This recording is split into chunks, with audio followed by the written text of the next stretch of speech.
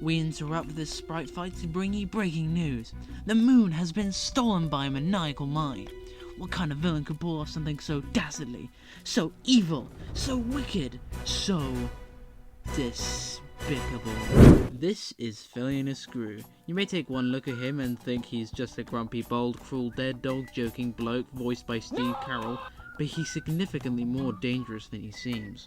But he didn't start out this way.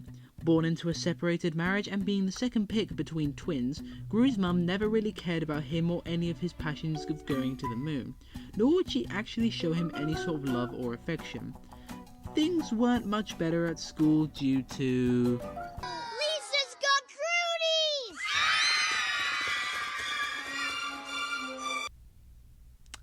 Yeah.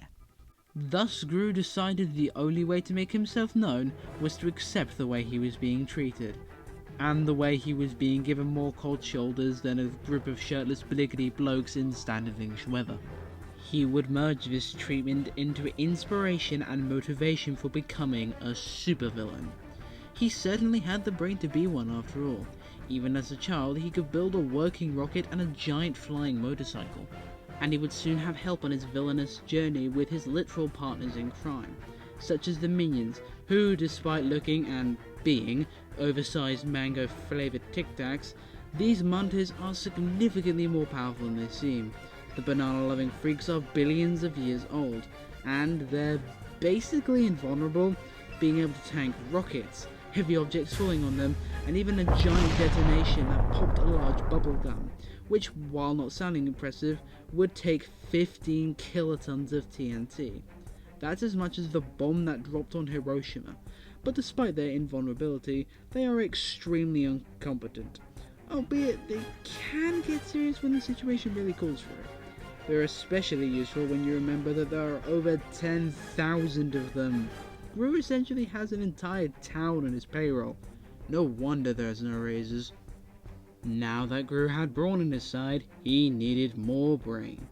Introducing Joseph Albert Nefario, aka Dr. Nefario, a witty, sarcastic, overly condescending British bloke who... Hey, wait a minute. Dr. Nefario is an unparalleled genius inventor, and responsible for the vast majority of Gru's equipment. With an army on his side and evil Albert Einstein, Gru's villainous deeds became a lot more, well, villainous, and this was significantly amplified with his impressive arsenal, such as his very first gadget, the long-range sticky hand. He also has a freeze ray capable of freezing someone entirely solid, a gigantic blaster cannon capable of obliterating a carnival stand, and his minions have plenty of their own explosive and melee weapons. And he has his very best weapon, the fart gun, that shoots farts and... yeah, that's about it.